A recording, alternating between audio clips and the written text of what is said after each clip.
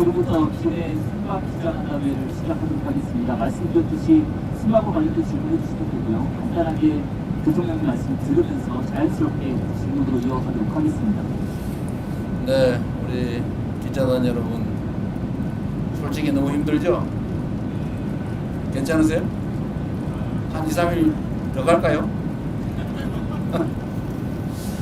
네, 아마 여러분 상당히 많이 힘들 걸로 생각이 됩니다. 이 좁은 공간에서 밤을 새는 일이 또 한 3일씩 넘어서 대단히 미안하게 생각합니다. 제가 여러분들한테 약속을 하나 못 지켰는데 저번 일정 중에 우리 기자 한 분이 또 쓰러지기도 하고 그랬잖아요. 그래서 이번 순방부터는 일정을 좀 여유 있게 잡기로 제가 약속을 했는데 이 양반들이 이거 제가 뭐 부하자 탓하는 건 아닙니다만 또 빼곡하게 잡아가지고 여러분들 저번보다 더 힘드실 것 같아요. 사실 뭐 저도 마찬가지입니다. 정말로 다음부터는 좀 더 여유 있게 일정을 잡도록 하겠습니다. 근데 이번에는 정해진 일정도 있는 데다가 어쨌든 상대국 사정도 있고 해서 좀 이렇게 됐다는 점 이해 바라고, 어쨌든 중동 외교를 포함해서 우리가 외교의 기반을 정리하는 단계라서 좀 무리하게 다니고 있는 측면이 있습니다. 다음부터는 조금 행복한 순방이 되기를 기대하면서 여러분들의 궁금한 점에 대해서 말씀을 들어보도록 하겠습니다. 네, 손을 들고 질문 있으신 분들은 손을 들어주시기 바랍니다. 먼저 CBS 이준규 부장님부터 들어보겠습니다.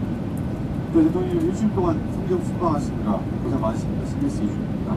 저는 이번 순방의 의미에 대해서 좀 여쭙고 싶은데요. 방금 간단하게 말씀해 주셨지만 이번 순방 크게 중동 3개국 그리고 G20 정상이 두 가지로 나눠서 볼 수 있을 것 같습니다. 이 중에서 중동 3개국 순방에 대해서 좀 질문을 드리고 싶은데요.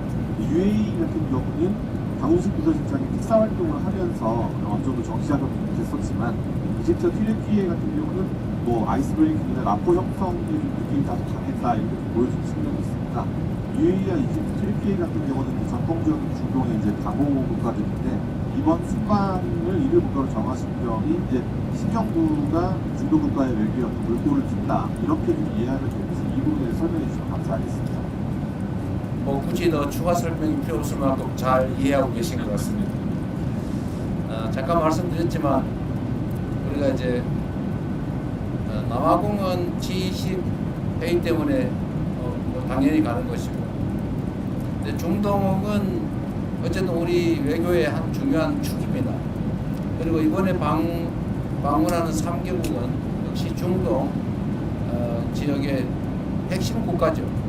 그리고 대한민국과의 역사적 관계도 특별하고, 또 방위산업이라든지 또는 뭐 무역 투자 각종 분야 협력 분야에서 여러 가지 새로운 아이템들도 발굴하고 기존의 협력 관계도 좀 강화할 필요가 있어서 지금 기반을 단단하게 한다는 측면에서 핵심 국가 중심으로 지금 가고 있는 겁니다. 네, 또 질문 있으신 기자분들 문화일보 양희석 부장님. 대통령님 안녕하세요. 문화일보 양희석입니다. 오늘 그 대통령께서 중국, 일본 총리 이제 각각 회동을 하셨습니다. 네. 근데 지금 이제 지금 여러 나라로부터 중국 경제에 대한 요구가 나오고 있고, 또 한편 무슨 문제? 중국 경제, 대중국 경제 중국 경제. 또 나오고 있고, 또 한편으로는 중국하고 일본의 그 갈등도 네. 격화되고 있는 상황이지 않습니까? 네. 특히 이제 저희로서는 이 원전 건조 이슈까지 좀 얽혀 있어서 좀 복잡한 문제 같은데, 혹시 뭐 연내든 아니면 너무 멀지 않은 시점에 한중 정상회담이 성사된다면 좀 대통령께서 어떤 스탠스를 갖고 접근하실 보관하실지 좋겠습니다. 제가 뭐 미국 측에도 얘기하는 거고 중국 정부에도 명확하게 얘기한 거지만, 대한민국의 외교의 기본적 원칙은 한미 동맹을 근간으로 하되 중국과의 관계는 안정적으로 잘 관리한다라는 것입니다. 그 근본은 국익 중심의 실용 외교라고 할 수 있을 겁니다. 그리고 그 중 핵심은 역시 또 대한민국의 군사 안보 각 영역에서 자율성을 확대하는 것입니다. 전시작전 지휘권을 회복하는 문제도 그렇고 핵 추진 잠수함 건조를 하는 문제도 그렇고 중국과의 경제 협력 또는 민간 교류 확대도 대한민국 국익에 부합하기 때문에 당연히 해야 될 일입니다. 한미 간의 동맹에 기초한 그야말로 기존의 군사 동맹에서 예를 들면 앞으로는 경제 동맹, 첨단 기술 동맹으로까지 복합 동맹으로 발전시켜야 되는데 이 두 가지는 결코 양립 불가능한 것이 아니다라고 생각됩니다. 우리가 언제나 대륙과 해양의 중간쯤에 위치하고 있기 때문에 자칫 잘못하면 양팔을 동시에 잡아당기는 또는 중간에 낀 새우 신세가 될 수도 있지만 또 우리가 하기에 따라서는 양쪽의 입장을 적절히 중지하면서 우리의 활동 폭을 얼마든지 넓혀갈 수 있다라고 생각합니다. 우리가 세계사적으로 보면 이 반도 국가들이 두 가지 길을 갑니다. 크게 융성하거나 아니면 갈갈이 찢겨지거나. 우리 대한민국도 비슷한 위치에 있죠. 지금 우리는 이 격변하는 국제 질서 속에서 우리가 하기에 따라서 우리가 힘을 축적하고 주체적으로 잘 판단하고 자율성을 극대화하고 그리고 국익 중심으로 힘들 때 잘 견뎌내고 또 양쪽의 입장을 잘 활용하면 우리의 외교 지평이 오히려 확 넓어질 수도 있다라고 생각됩니다. 또 이번 새 정부는 그런 길을 향해서 계속 가고 있습니다. 중국의 견제 문제는 뭐 서방 국가들 입장에서는 그중에 특히 미국 입장에서는 중국을 적절하게 견제하고 싶어 하죠. 또 한편으로는 견제하면서도 또 한편으로는 협력할 분야를 찾아서 적극적으로 협력을 하고 있는 게 또 현실입니다. 국가와 국가 간의 관계는 원래 그런 것이죠. 국가와 국가 간의 관계를 일도 양단식으로 올로와 나식, 전부 아니면 전무 이런 식으로 접근하면 결국은 남는 게 하나도 없죠. 중일 갈등 문제에 대해서는 뭐 중국과 일본이 지금 일본 총리의 발언을 놓고 상당히 크게 갈등이 이어지고 있긴 하지만 대한민국 입장에서 현재 상황을 냉철하게 지켜보고 대한민국 국익이 훼손되지 않도록 또 대한민국 국익이 극대화될 수 있도록 최선을 다해야 되지 않을까 싶습니다. 그래서 오늘 약간 무리하긴 했는데 중국 총리하고 면담도 하고 또 거기에 맞춰서 일본 측에도 특별히 요청해서 일본 측과 균형을 맞춰서 또 정상회담도 간략하게 했습니다. 그 두 정상회담 과정에서 대한민국이 가지고 있는 기본적 입장을 충실하게 잘 설명했고 곡해가 발생하지 않도록 잘 협의해서 지금 뭐 대한민국 입장에서는 크게 어떤 위협 요인이 생기거나 또는 갈등 요소가 추가되거나 그러지는 않다는 말씀을 드립니다. 네, 질문을 또 받도록 하겠습니다. 이번에는 한국일보의 이석택 기자입니다. 예, 대통령님 안녕하십니까? 저 한국일보 이석택 기자입니다. 대통령께서 이제 그 외국 순방을 다니시다 보면은 국력 신장이 필요하다라는 말씀을 많이 해주시는데요. 이제 얼마 전에 국가 경쟁력을 높이기 위해서 6대 핵심 과제 개혁 필요성을 말씀하신 적이 있습니다. 네. 이제 뭐 다른 나라 사례나 전례에 비춰보면은 6가지 중에서도 노동과 연금 분야 개혁 과제가 상당하게 저항이 좀 예상되고 있는데요. 그 노동개혁 분야에서 고용시장 유연화 과제가 담기는지 그 연금 개혁의 목표는 어느 쪽으로 설정하고 계신지 궁금합니다. 일단 순방과 관련된 질문에 한해서 드리는 것으로 하겠습니다. 네. 이 문제는 우리가 순방을 하면서 각국이 가지고 있는 특장점들을 잘 살피고 또 우리가 배울 수 있는 건 배우고 협력할 수 있는 건 협력한다 라는 그런 정도 말씀으로 대체하도록 하겠습니다. 네, 제가 잘 안 보였습니다. KBS 손수환 기자님 말씀 주시겠어요? KBS 손수환 기자님. 네, 대통령님 고생 많으셨습니다. 이번 그 G20 정상회의를 통해서 굉장히 여러 정상들의 짧게지만 많이 만나셨잖아요. 이제 우리나라에 좀 기대하는 역할이 좀 뭐라고 생각하셨는지 정상들 만나면서 여쭤보고 싶고요. 또 특히 기억 남는 정상이라든지 에피소드 있으시면 제가 부탁드리겠습니다. 네, 원래 이게 다자 협상의 장이라고 하는 것은 우리 외교부 장관이 그러셨던가 안보실장이 그러셨던가 그야말로 장이 서는 거라고. 양자 협상의 장이기도 하죠. 우리가 만날 기회가 있으면 사실 정상끼리의 회담이라고 하는 게 그렇게 쉽지가 않습니다. 각 상대국을 방문하지 않는 한 정말 특별한 계획이 없으면 만나기조차 어려운데 이렇게 다자회의 기회가 생기면 그 틈틈이 이제 양자회담을 하고 그 양자회담 전에 실무협의도 미리 해서 일정한 의제로 좁히고 정상회담을 통해서 필요한 합의를 끌어낼 수 있습니다. 제가 취임한 지 얼마 안 돼서 뭐 처음 보는 분들도 계시고 해서 어렵긴 하지만 정상들과의 접촉면을 넓히고 또 정상들과의 라포도 형성하고 좋은 감정들을 유지하면 아무래도 대한민국에 좀 더 나은 의사결정이 가능하다 생각이 됩니다. 뭐 사람이란 게 다 그러지 않습니까? 제가 오늘 낮에 다카이치 일본 총리한테도 똑같은 얘기를 했는데 국가 간의 관계나 개인 사람 간의 관계는 다를 바가 없다. 결국은 서로 좋은 측면을 보려고 노력하고 좀 어려운 껄끄러운 측면들이 있으면 잘 관리하고 그 부분을 최소화하면서 사람 관계를 잘 만들면 좋지 않냐. 어떻게 사람이 완벽한 존재일 수가 있겠느냐. 국가 간의 관계도 마찬가지다. 이렇게 말씀드렸습니다. 저는 그래서 이런 다자회의 공간이 생기면 최대한 많은 정상들을 가볍게 또는 심각하게 많이 만나려고 하죠. 이번에도 꽤 많이 만난 것 같습니다. 언론인 여러분들한테 공지하지 않은 얘기들도 많죠, 사실. 잠깐씩 한 5분씩, 10분씩 화장실 갔다 오면서도 얘기하고. 근데 모든 정상들이 사실은 똑같습니다.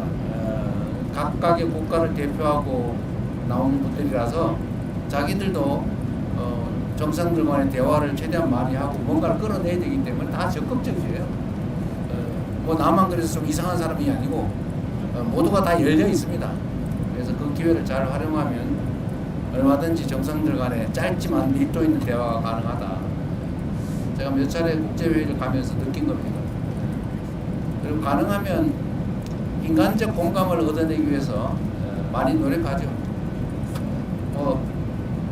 제가 사실은 좀 장난기가 많아가지고 그러긴 한데 외국 정상들도 사실 똑같습니다. 똑같은 사람들이어서 그들의 인생이나 또는 삶의 역정이나 뭐 정치적 경험이나 이런 것들을 제가 발굴해가지고 얘기해주면 좋아하죠. 사람들 관계 그런 거 아닙니까? 상대에 관심 가지고 상대가 예를 들면 좋아할 일 만한 거 언급해주고 공감하고 또 아픈 거 위로해주고 하면 다 좋아합니다. 그게 뭐 아무리 큰 나라의 강한 지도자라 한들 다 똑같은 사람이에요. 조그만한 소국의 지도자도 똑같은 사람들입니다. 그래서 만나면 뭐 큰 무리 없이 대개는 관계 설정이 잘 되죠. 준비도 많이 합니다. 다 수십 명 밤새도록 이 사람이 이 에피소드가 이 사람 얘기인가 저 사람 얘기인가 헷갈릴 때가 있어요. 가끔 실수하기도 합니다. 근데 그 사람은 뭔 얘기하는지 모르죠. 자기 얘기 아니면. 하여튼 이번에도 보면 저는 뭐 룰라 대통령 또는 뭐 모디 총리 만나서 얘기하는 거 상당히 의미 있었고 서로 뭐 공감도도 많이 넓혔다고 생각합니다. 제가 빠른 시간 내에 인도, 브라질도 한번 가야 될 것 같아요. 짧은 시간 얘기했지만 서로 협력하고 시너지 낼 만한 사안들이 많이 있다는 생각이 들었습니다. 네, 또 질문 있으신 기자분들 앞으로 마이크를 바로 넘길 수 있을 것 같은데요. 네, 마이크 근데 잘 들리세요? 잘 안 들리죠? 방법이 없죠 이거. 스피커가 있으면 뒤에도 스피커가 네. 있으면 대통령 고생 많으셨습니다. YTN에 강의시거든요. 아직 트위터에 한 곳이 강론은 남아 있는데 지금 모든 국가들의 다자회견대에서 대통령께서 정상의 패싱에 다 성과가 있다고 볼 수 있겠지만 그 중에서도 특히 기억에 남는 국가라든지 기억에 남는 성과가 있으면 아직 트위터가 남아 있지만 네. 포함해서 말씀을 드리겠습니다. 아무래도 아랍에미리트 연합이 아마 가장 큰 구체적 성과가 있는 것 같습니다. 거기는 사전에 비서실장이 특사로 가서 협업할 수 있는 분야들도 많이 정리했고 또 구체적 사업도 다 발굴을 했기 때문에 아주 구체적이고 실질적인 큰 성과가 난 것 같습니다. 사실 이집트는 이집트 대통령께서도 그렇고 우리 실무진들도 크게 기대를 안 했던 것 같아요. 그런데 제가 RCC 대통령하고 예정에 넘게 거의 예정 시간 2배 가까이 대화를 했는데 마지막에 얘기를 들어보면 한국과 이집트 간의 그 협력에 대해서 매우 구체적인 좋은 제안들을 많이 해주셨어요. 처음에는 얘기하지 않았던 건데 마지막에 저하고 둘만 남았을 때는 뭐 그전에도 얘기하는 게 많았지만 카이로 공항을 확장할 계획인데 거기가 아마 한 3-4조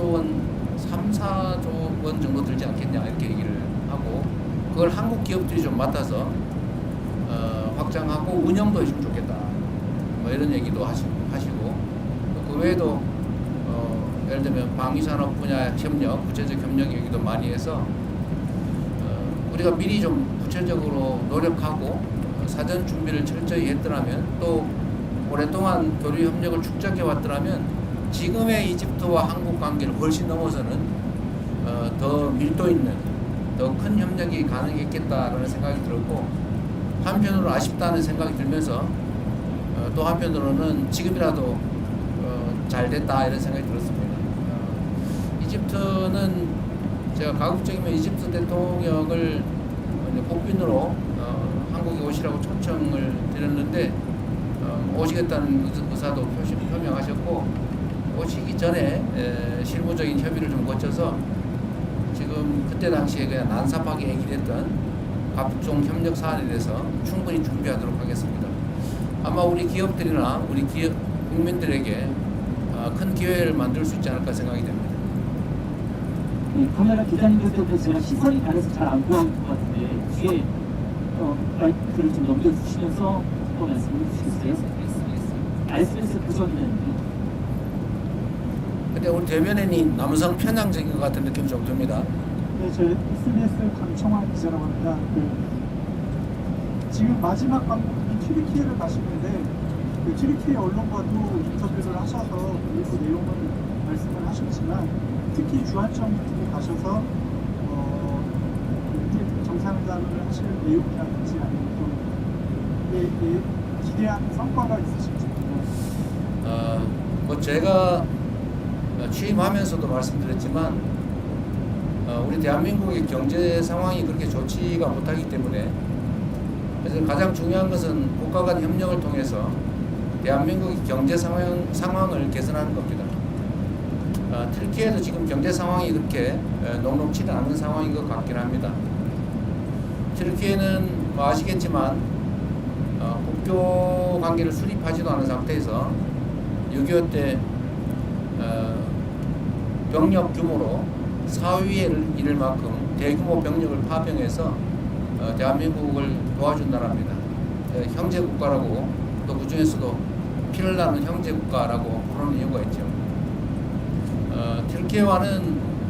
튀르키예도 방위산업 분야, 국방 분야에 워낙 관심이 많고 또 대한민국도 강점을 가진 분야가 방위산업 분야인데 이 부분에 대한 협력도 가능할 것이고 또 튀르키예는 이제 문화 관광 산업이 상당히 발전한 나라이기도 합니다. 또 대한민국도 앞으로 문화 콘텐츠 분야에 투자를 많이 할 생각이기 때문에 이런 문화 관광 분야에 대한 협업도 가능할 것으로 생각되고 그 외에 일반적인 원자력 발전 문제라든지 정말 할 수 있는 일은 얼마든지 있다는 생각이 듭니다. 제가 외교부 장관한테도 또 안보실장한테도 말씀을 드리는데 앞으로 외교 분야에 대해서 우리가 좀 더 체계적으로 정비하고 더 많이 투자해야 된다 이런 말씀을 드렸어요. 우리는 이제 소위 통상국가인데 지금 제가 해외 순방을 다녀보면서 느낀 거는 대한민국의 대외관계 관리가 매우 분절적이라는 생각이 듭니다. 따로따로 나눠져 있어요. 교육부는 대학하고 또는 뭐 기재부는 뭐하고 또는 뭐 농림축산부는 농업 관련 사업을 하는데 뭘 하는지도 모르고 코트라는 또 코트라대로 하고 뭐 따로 다 놀고 있어요. 이제 이렇게 해서는 안 되겠다. 좀 체계적으로 종합적으로 외교 분야를 정리하고 좀 더 타국과의 이런 협력을 좀 더 구체적으로 좀 더 세밀하게 관리해야 된다는 생각이 듭니다. 공정하기 위해서 좌석을 반대편 쪽으로 변경하지 마이크 드리겠습니다. 진심을 김현선입니다. 지금 트위터에서 말씀하신 내용 보면 다자주의 얘기 많이 하시고 무역제재 관련해서 예측 가능성 얘기하시면서 WTO 기능보건을 주장하셨는데 지금 트럼프 미국 행정부는 WTO 체제 정식을 선언을 했었잖아요. 그래서 그런 상황에서 WTO 기능 회복을 말씀하신 어떤 배경이나 이유 같은 게 있으시면 짚어주시면 좋을 것 같습니다. WTO 중심의 다자주의 체제 회복이라는 게 좀 심하고 완전히 깨진 건 아니니까요.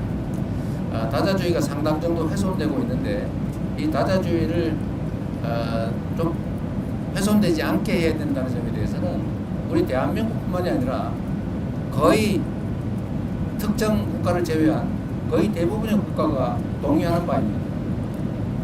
그날 뭐 오늘 어제 이렇게 각 정상들 또 국제기구 대표들이 발표하는 거 발언하는 거 봐서도 알지만 어쨌든 자유무역 체계 다자 시스템을 튼튼하게 강화해야 된다. 훼손을 최소화해야 된다라는 점에 대해서는 모두 동의합니다. 이번에 아마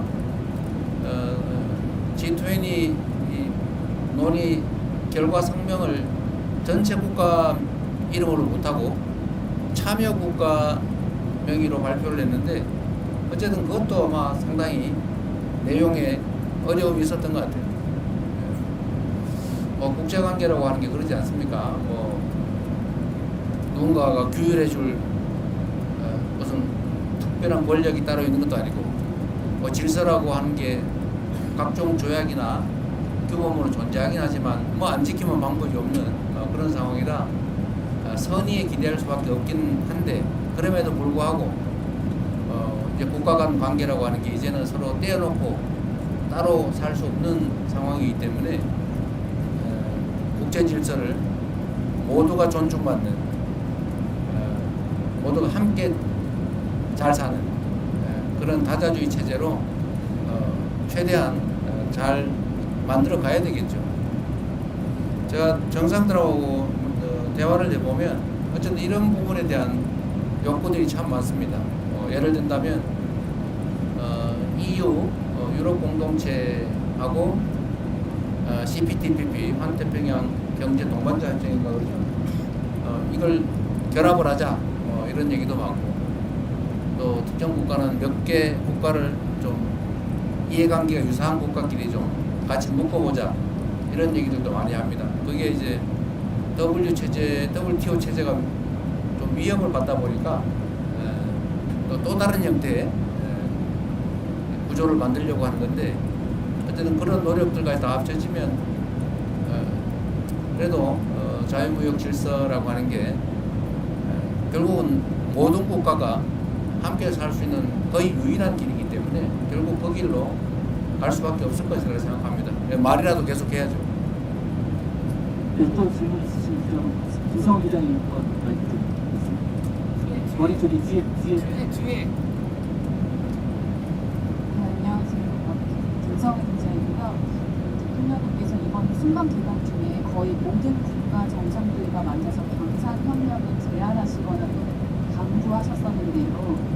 K방산에 대한 각국 정상들 반응은 좀 어땠는지 궁금하고 대통령님께서 보시기에 가장 큰 관심을 보였던 정상은 누구였는지, 그리고 강훈식 실장님 전략경제협력 특사로 운영하는 이 분야의 공을 굉장히 많이 들이신 걸로 아는데 혹시 조만간 대규모 K방산 수주 소식을 기대해도 될지, 관련 성과를 기대해도 될지 여쭙습니다. 네. 우리가 이제 다른 나라보다 좀 뛰어난 분야가 많이 있긴 한데 사실은 방위산업 분야는 정말 괄목할 만큼 다른 나라에 비해서 상대적 우위를 가지고 있습니다. 물론 뭐 미국에는 비교할 바 못되지만 사실 미국도 이제는 뭐 전투기 생산이나 전차 생산 뭐 하다못해 여러분도 잘 아시지만 잠수함 아니면 군함 생산에서 상당히 많은 문제를 노출하고 있죠. 제가 외국 정상들한테 방산 얘기도 많이 하지만 외국 정상들도 방산 얘기를 많이 합니다. 매우 놀라워요. 이게 지금 최근에 이렇게 드러나는 실력이 이제 구체적으로 드러나는 성과가 나다 보니까 그런 것 같기도 한데 여러분 아시겠지만 저는 대한민국이 북한의 GDP의 1.45배에 이르는 엄청난 규모의 국방비를 현재 지출하고 있고 전 세계 군사력 5위로 평가받는 나라인데 이게 전시 작전권도 없고 또 일각에서는 마치 외부의 지원이 없으면 자체 방위도 못하는 것처럼 이렇게 오해를 하거나 아니면 곡해를 유발하고 있는데 이런 저는 상황을 저는 빨리 개선해야 된다고 봐요. 그리고 저는 방위 산업에 대한 지원 또 방위 관련 R&D 투자 이런 부분은 경제적으로도 유익할 뿐만 아니라 우리 자체 방위력 강화에도 크게 도움되기 때문에 앞으로도 계속 집중 투자해야 되고 또 더군다나 우리가 방위비를 장기적으로 3.5%까지 GDP 대비 3.5%까지 늘린다고 하는 약속은 아니고 방침을 우리가 밝혔기 때문에 그 방침에 따라 계속 우리가 국방비를 증액을 해 나가야 됩니다. 그래서 방위 산업을 육성하고 또 방위 산업을 통해서 다른 산업을 또 발전시키고 방위 산업을 통해서 수출을 확대하고 또 방위 산업을 통해서 각국이 지금 매우 군사적 위협을 느끼고 있기 때문에 그 위협을 느끼는 정도가 점점 더 강화되고 있기 때문에 각국의 관심도 높아지고 있어서 국가 간 관계를 발전시키는 데도 매우 도움이 된다고 생각됩니다. 그리고 우리만 그러는 게 아니고 말씀드린 것처럼 다른 나라도 이 방위산업 특히 우리의 무기를 구매하는 게 아니고 공동 개발, 공동 생산, 공동 판매, 시장 개척에 관심들이 많아요. 우리가 예를 들면 폴란드의 그 전차, 이 전차 수출하고 그 일본도 현지 생산을 하고 있지 않습니까? 폴란드도 매우 만족하고 있는데 사실은 KF-21을 포함한 전투기나 특히 인도 같은 경우는 조선산업협업을 구체적으로 요청을 했는데 어쨌든 거기는 뭐 군수 분야도 들어있을 걸로 추측은 돼요. 그래서 이거는 여러 다방면으로 우리에게 절대적으로 필요한 부분이기 때문에 저도 많이 강조하고 또 실제 수출 성과도 내야 되고 아마 실제 결과도 조만간 나오게 될 겁니다. 상당히 전망이 좋은 또 해야 될 분야라는 생각이 듭니다.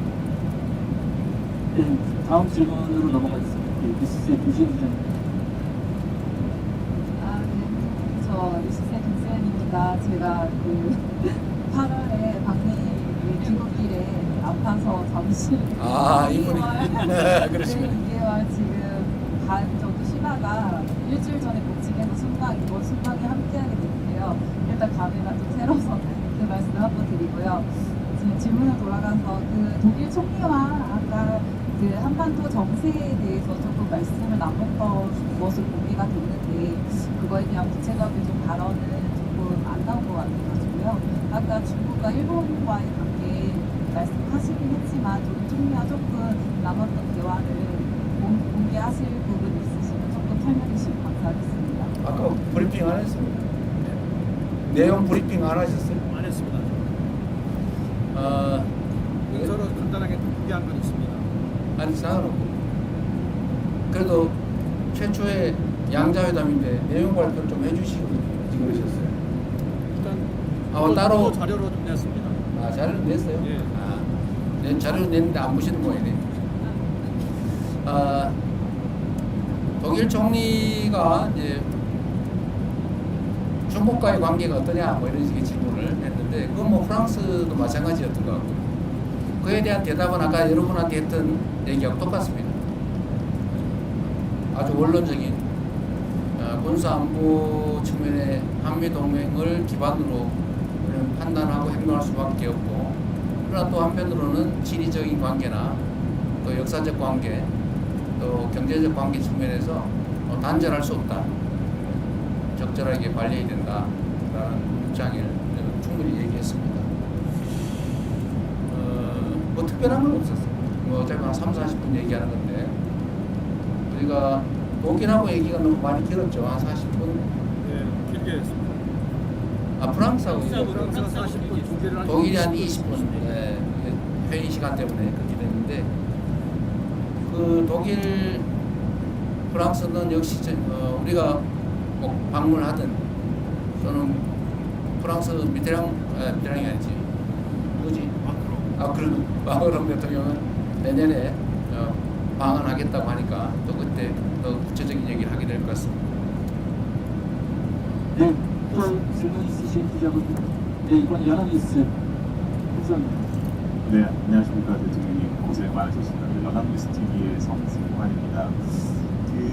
남아공 주식을 오시기 전에 경주 에이펙을 저희가 주인으로서 손님들을 맞았었는데 이번에 손님으로 한번 모셨고 3년 뒤에는 저희가 다시 주의식을 해서 마주해야 되잖아요. 어떤 좀 이거는 좀 신경 많이 써야겠다. 왜냐면 더 많은 국가들이 오니까 이런 걸좀 신경이 되지 않는 마이크를 잘 정비해야 되겠다는 생각이 들었습니다.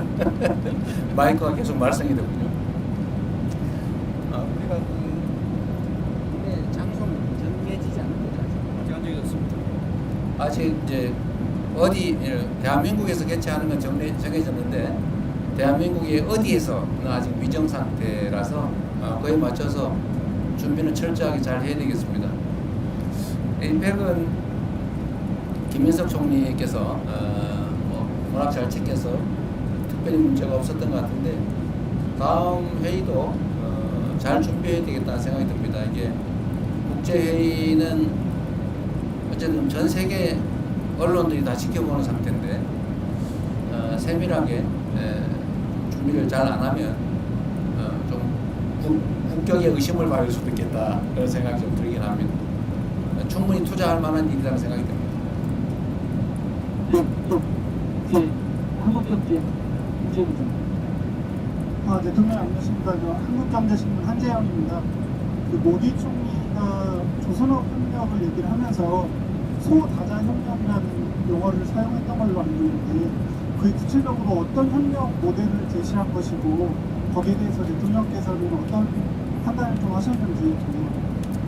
모디 총리는 이제 조선부 분야 협력을 하자고 하면서 이제 예로 든 게 인도, 한국, 일본 이렇게 3국 간 조선 부자에 대한 협력 체계를 구축하는 게 어떻겠냐라는 그런 말씀을 하셨습니다. 근데 우리는 좀 더 그 부분에 대해서 판단할 여지가 남아있기 때문에 우리는 충분히 제안은 잘 들었고 추후에 논의하자 이렇게 얘기했습니다. 네, 또 혹시 질문 있으신 기자분. 네, 세계일보. 네, 안녕하십니까. 대통령님 고생이 많으십니다. 궁금한 부분이 이번 G20 정상회의에서도 그렇고 각국을 방문하실 때도 AI라든가 기본 AI 이런 부분을 많이 말씀해 주셨는데요. 그에 대한 각국 정상들의 반응이라든가 아니면 우리가 AI 정책하고 관련해서 긴밀히 좀 협력할 수 있겠다 이런 생각이 좀 기각을 각별 있으셨다는 말씀입니다. 이번 G20의 핵심 의제 중에 하나도 AI를 어떻게 공정하게 잘 활용할 거냐라는 것입니다. 대한민국이 모두를 위한 AI라고 하는 정책을 추진하고 있는데 그 대한민국이 하고 있는 모두를 위한 AI는 우리 국민 모두도 포함되지만 세계 모든 나라도 동시에 포함합니다.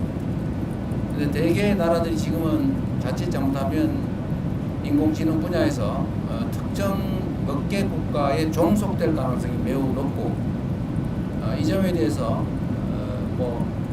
정상들 중에는 걱정을 하는 사람들도 있습니다. 독자적으로 이걸 투자해서 해결하기는 어려운데 이거를 그렇다고 끌려가기는 어렵고 이런 걱정을 하고 있어서 제가 예를 들면 이집트 대통령한테는 그런 얘기를 했죠.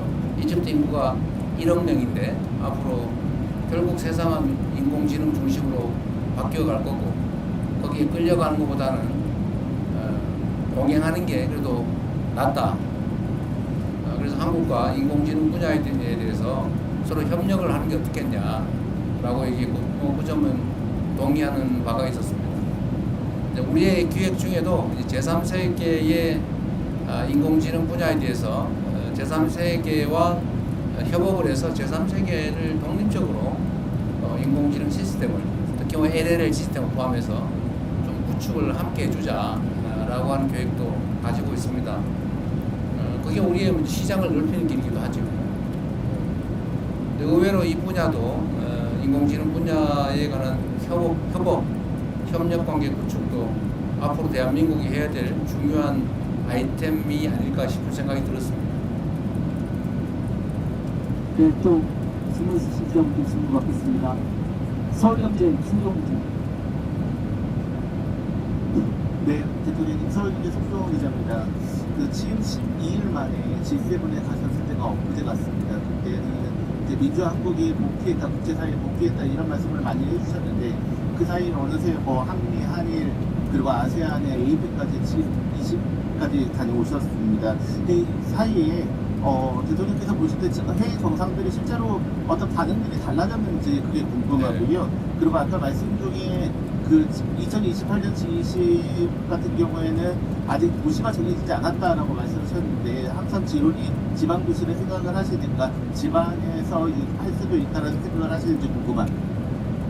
네, 쉬운 말씀 먼저 드리면 2028년에 할 일이고 아마 내년 정도에는 어느 정도 윤곽을 잡아서 내후년부터는 준비를 해야 되겠죠.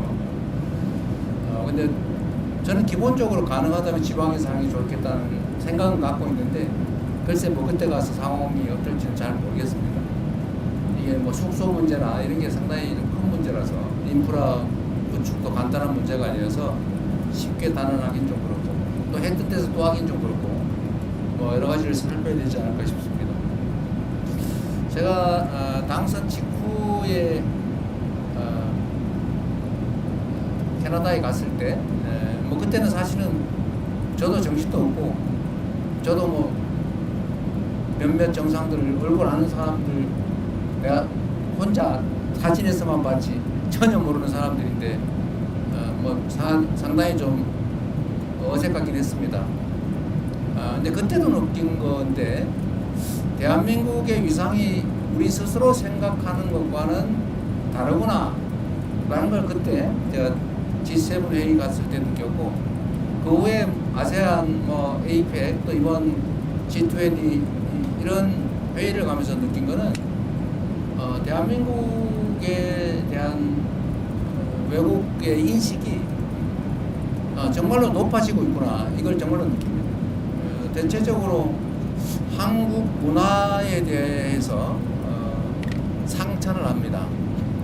문화적 역량. 그리고 이 얘기는 잘 안 하는데 이제 말 속에 숨어 있는 것들이죠. 정치적 얘기니까 계엄 얘기나 계엄 극복에 대한 얘기는 잘 안 해요. 잘 안 하는데 사실은 그 얘기가 포함되어 있다고 느껴집니다. 놀랍다. 이런. 그래서 우리 국민들께서도 우리가 가진 국제적 위상, 또 대한민국 국민의 저력 이런 거에 대해서 정말 자부심 가져도 되겠다 그런 생각이 들고, 또 이 저력을 기반으로 우리가 국내에서만 우리끼리 아웅다웅 하는 걸 넘어서서 좀 세계로 나아가면 좋겠다는 생각이 들었습니다. 충분히 길을 열어갈 수 있겠다. 기업들도 진출하지만 문화 진출 또는 뭐 하다못해 한글 교육 수요가 너무 넘쳐가지고 대대적으로 한글 교육 과정을 좀 확대할 계획인데, 어쨌든 그런 것도 결국은 대한민국 청년들이 결국은 세계로 나아가서 대한민국 문화를 가르치고 한글을 가르치고 뭐 그렇게 해야 되지 않겠습니까? 그리고 어쨌든 대한민국의 이 문화 현상 정말 뭐라 그럴까요? 뭐 우리도 사실은 뭐 이렇게까지라는 생각이 들 정도인데, 뷰티든 아니면 푸드 식품이든 뭐 컨텐츠 다른 뭐 드라마, 영화, 뭐 노래 정말 여러 분야에서 수요가 넘치는 것 같아요. 그러니까 잠재력이 엄청나게 크다. 이 잠재력을 이제 우리 활용을 해야 되는데, 그 첫 번째는 이제 우리가 외교 관계로 좀 문을 열고, 또 그 안에서 세부적인 가능성은 일단 크게는 기업들이 뚫어가겠지만, 또 우리가 문화 전파를 통해서 좀 토대를 단단하게 하겠지만, 결국 그 안에서 개별적인 아이템도 만들고 할 수 있는 일이 참 많겠다는 생각이 들었어요.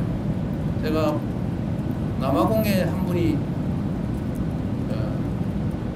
코코로라고 하는 일종의 식품 뭐 이런 걸 수입해서 파는 일을 하는데, 남아공이 수입 규제가 좀 심한 모양이에요. 아주 체제 정비가 안 돼가지고 됐다가 안 됐다가 뭐 될 것 같은 건 안 되고 안 될 것 같은 건 되고 막 그런데요. 하여튼 시스템이 좀 안정이 안 된 것 같다 이렇게 얘기하면서 그 분야에서도 할 게 참 많다고 그렇게 얘기하는 걸로 보면, 우리가 앞으로 정부 하기에 따라서 대한민국 국경 바깥에서 얼마든지 일자리든 또는 기업이든 수출이든 해나갈 수 있겠다 그런 생각이 들었습니다. 안보실에서 잘해야 될 것 같아요. 외교부하고. 네, 슈퍼스는 네, 박형원 기자님 제일 앞쪽에 있습니다. 아, 이분이 그 유명한 박형광님. 네, 대표님 안녕하십니까. 검솔급 뉴스공장의 박형광 기자라고 합니다. 자기가 생각으로 많이 피곤하실 텐데 고생이 많으십니다.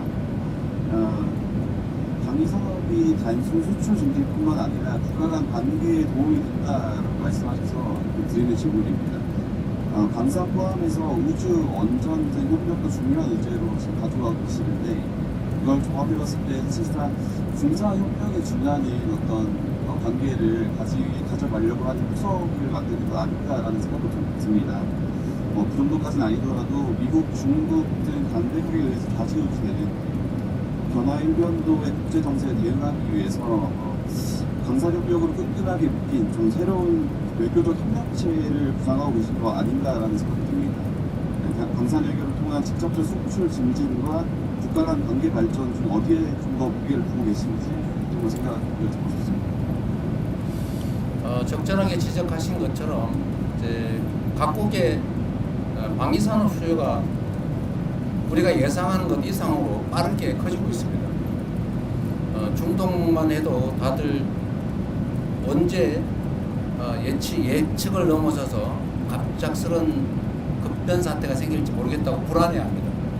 최근에 몇 차례 국가들이 겪었죠.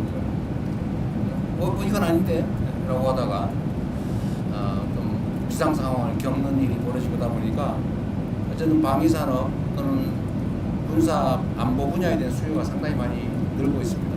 또 중동도 그렇지만 다른 나라들도 비슷하죠. 물론 이제 요구 수준이나 또는 강도는 좀 떨어질 수 있습니다. 아프리카 마찬가지고 남미도 좀 비슷해 가고 있지 않나요?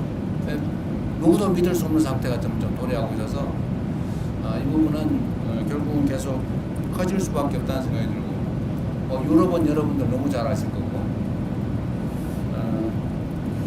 국가 간 관계 강화의 또 한 축이 될 수도 있고, 이게 특히 협업을 하게 되면 공동 기술 개발, 공동 생산 이런 식으로 하게 되면 이게 군사 안보 협력을 안 할 수가 없어요. 그냥 라면 한 개 팔고 마는 거하고 다르죠. 이거는 국가 간 관계가 아주 깊이 안보 측면에서 연관 지을 수밖에 없기 때문에 국가 간 관계도 밀접하게 될 수밖에 없다. 말씀드렸지만 저는 언제나 그렇게 생각하죠. 위기가 오면 기회로 만들고 피할 수 없다면 그건 자연 현상의 일부로 운명처럼 받아들이고 최대한 활용하자.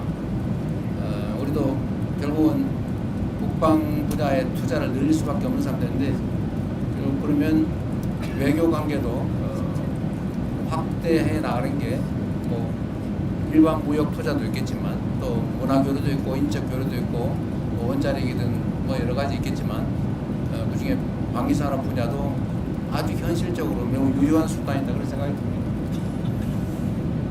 네, 저희 한 45분 정도 더 하라고 하세요. 나중에 안 물어봤다고 억울해하면 안 되죠. 예, 제가 잘 안 보니까 그래서 마이크를 전달해 주시고 두 분 계세요, 두 분. 이제 네네 소속과 이런 말씀 주시면 감사하겠습니다. 대통령님 채널의 김동훈 기자입니다. 대통령님 그 이집트 대통령과 정상회담에서 한반도 평화 중재 역할 강조하셨고요. 독일 정상회담에서도 통일 무역 완료를 하셨는데요. 북한과 관계 개선을 위해서 한 단계 더 나아갈 것 우리가 먼저 할 수 있는 거 계획하고 있으신지 한미 연합 군사훈련 축소 같은 것도 포함되는 건지 궁금합니다.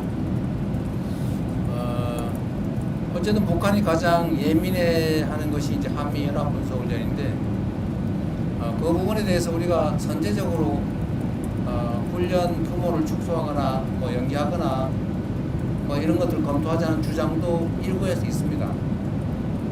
또 한편으로는 그게 만약에 남북 간의 평화 체제가 확고하게 구축이 되면 뭐 안 하는 게 바람직하겠죠. 그러나 이게 어떤 게 먼저냐라는 것은 그때 상황에 따라서 이게 지렛대가 될 수도 있고 결과가 될 수도 있죠. 지금은 당장 말하기는 어렵습니다. 그러나 길게 보면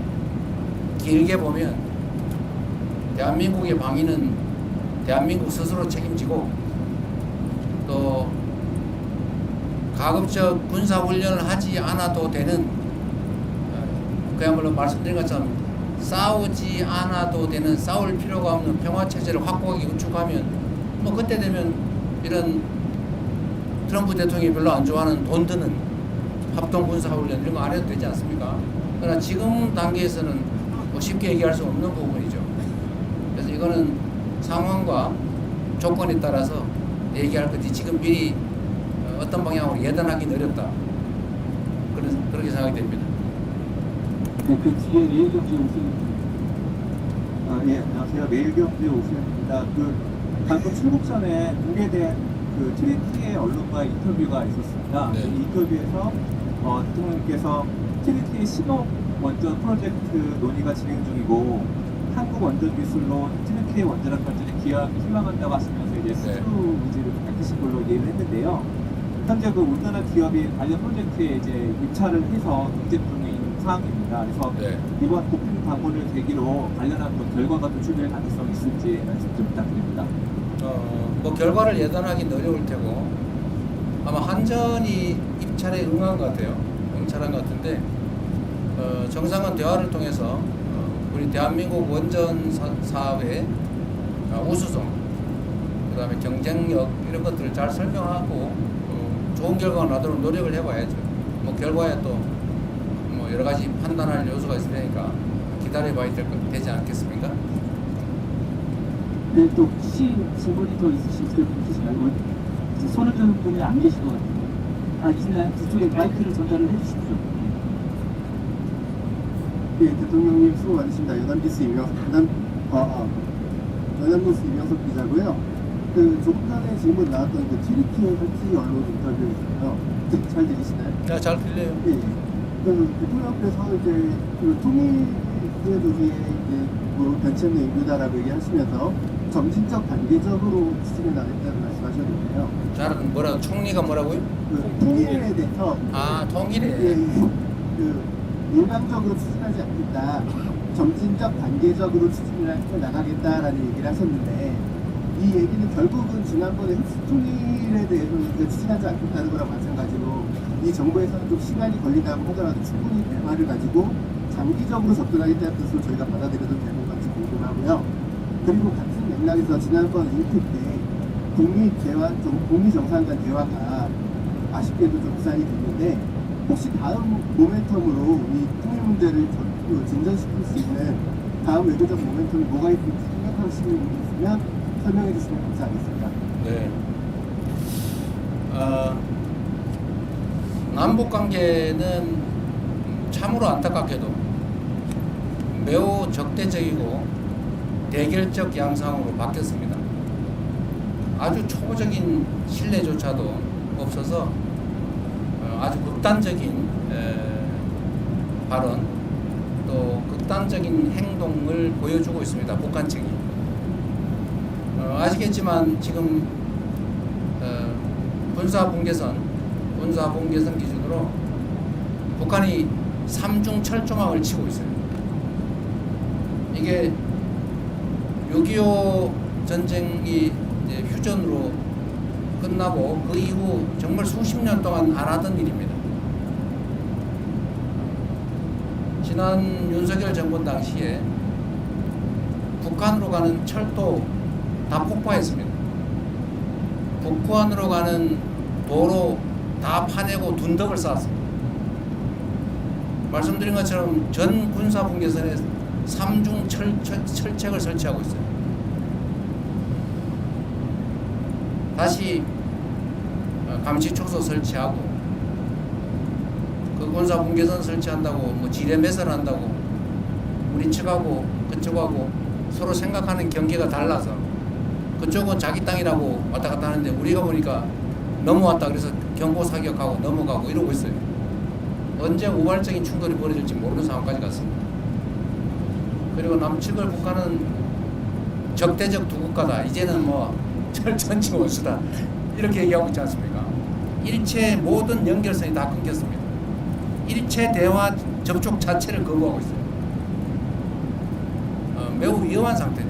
우발적 충돌이 발생하면 해결할 길이 없습니다.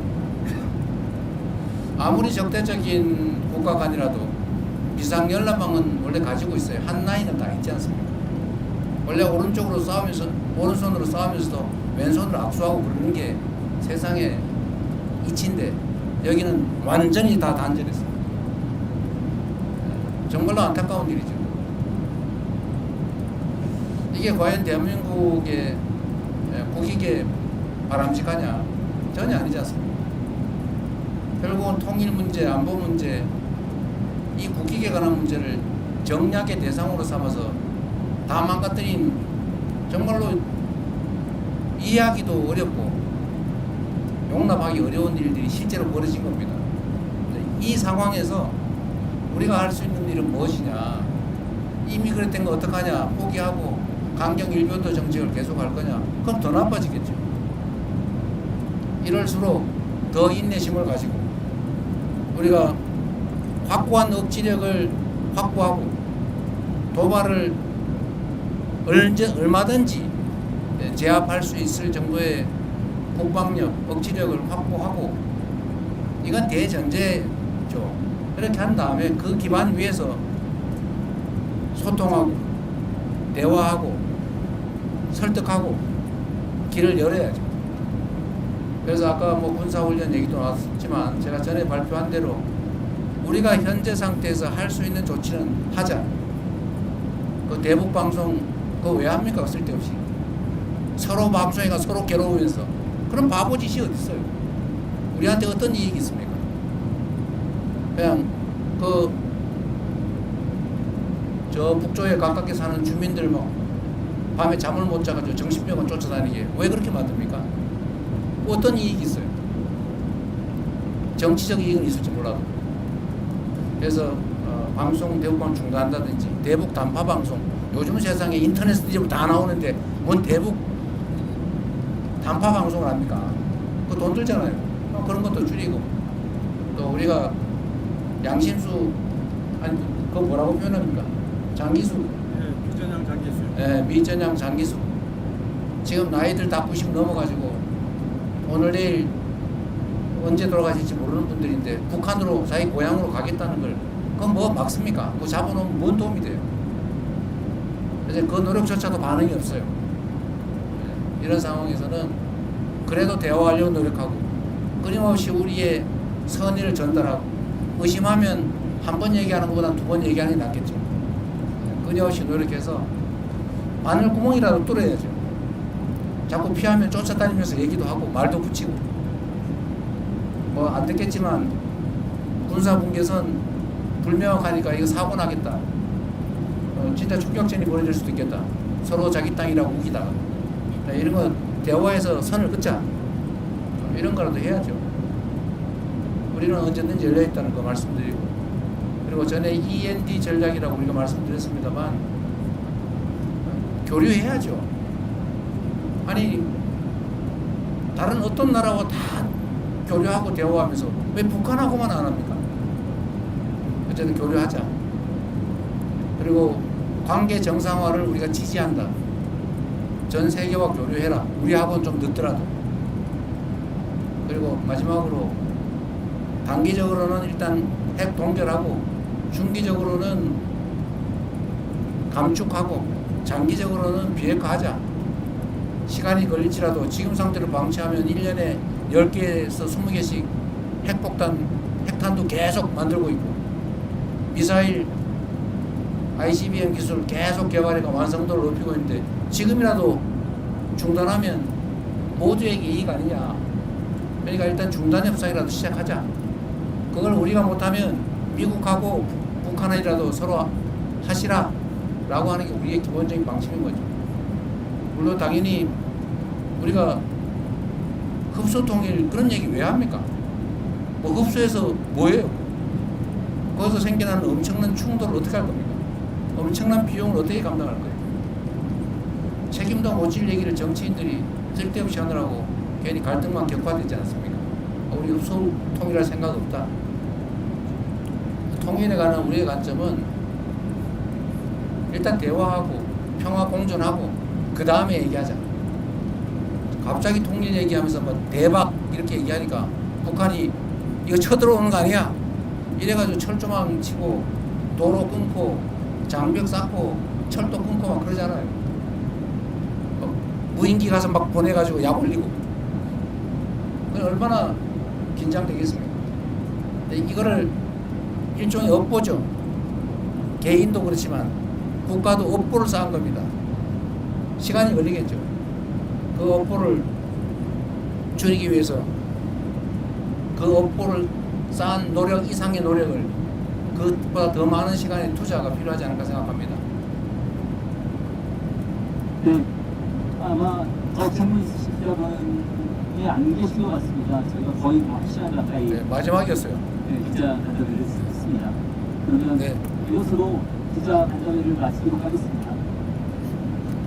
어쨌든 여러분 뭐 박수 치면 누가 욕해요.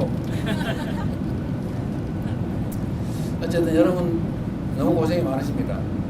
제가 이렇게 해외 순방을 다녀보니까 또 교민들을 이렇게 만나보니까 참 절박하다는 생각이 들었어요.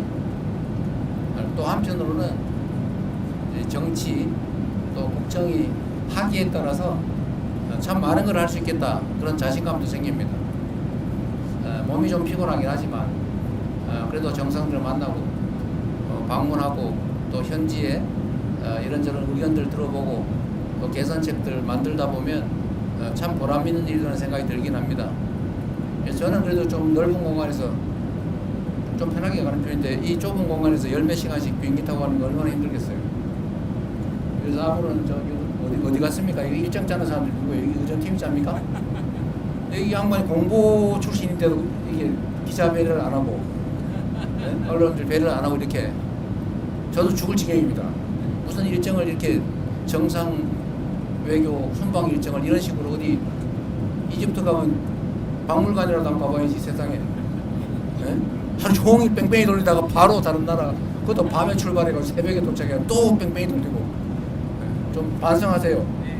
저를 위해서가 아니고 우리 언론인들 생각해서 또 쓰러지면 어떡할 겁니까?